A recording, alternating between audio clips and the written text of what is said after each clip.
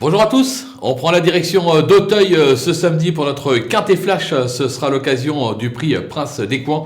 On va évoluer sur 3900 mètres, ce sera des haies avec des chevaux rompus à ce type de parcours et à ce type d'exercice. Et sans plus attendre, nos bases.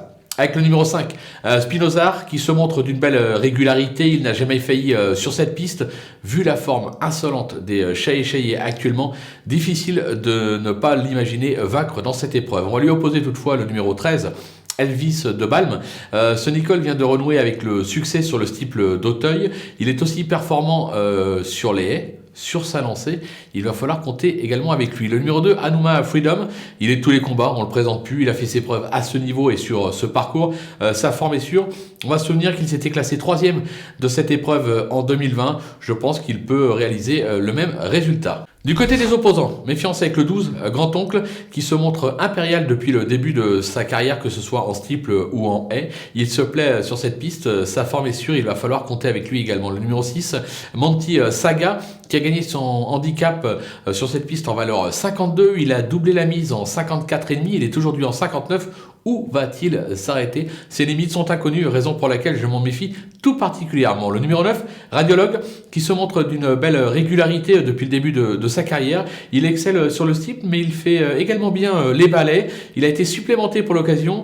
On s'en méfie tout de même, c'est un Lenders, attention à lui. Le coup de poker, ce sera le numéro 15, Foreign Flower, qui vient de décevoir à ce niveau sur l'hippodrome de Compiègne, mais jugé sur ses performances passées, je me dis qu'il a largement la pointure d'un tel lot et qu'il est capable de profiter de cet engagement pour se réhabiliter et faire afficher une cote. Il faudra s'en méfier. S'il y avait un cheval à jouer gagnant placé dans cette épreuve, ce sera celui-là. Les outsiders avec le numéro 14, Claude Sion, qui vient de surprendre sur ce parcours, deuxième à 40 contre 1. Il reste toutefois assez inconstant dans ses résultats, mais décidé et surtout avec un entourage assez confiant. Je le garde quand même assez haut dans ma sélection. Le numéro 16, Brother Bernard, qui vient de renouer avec le succès dans un handicap pour sa rentrée, c'était au Touquet.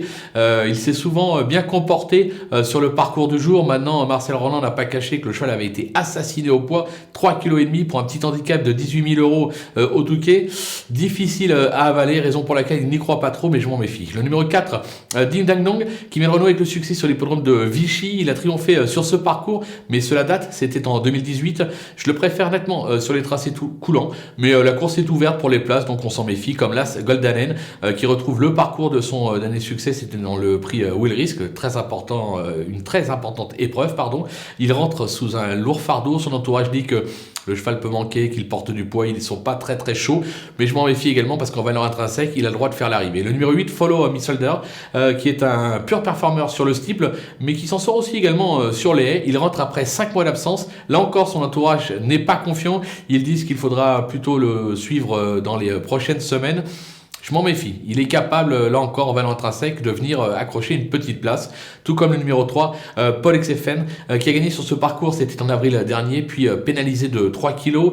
Il n'a pas été en mesure de confirmer depuis. Toutefois, attention, son entourage, là, par contre, est très confiant et dit que le lot n'a rien d'extraordinaire et que le cheval est capable de se réhabiliter, raison pour laquelle je ne l'élimine pas totalement. Les délaissés, avec le numéro 7, Celtior, qui n'est pas tous les jours, mais qui possède des références à ce niveau. Il a, en revanche, toujours échoué en 5 tentatives sur ce parcours. Alors c'est plus pour une petite place, mais je l'ai écarté parce que son mentor dit le cheval n'est pas prêt, il rentre, il va avoir besoin de courir, vous pouvez l'écarter, on va lui faire confiance. Le numéro 10, Maguarty, qui s'est placé à ce niveau en haie sur l'hippodrome de Clairefontaine, mais qui reste toutefois plus compétitif sur le steeple. Je le préfère de surcroît sur les tracés coulants, raison pour laquelle je l'élimine. Et enfin le numéro 11, In Extenso, qui a montré des moyens, notamment sur les haies, mais à Pau, mais qui effectue là une grosse rentrée après 9 mois d'absence.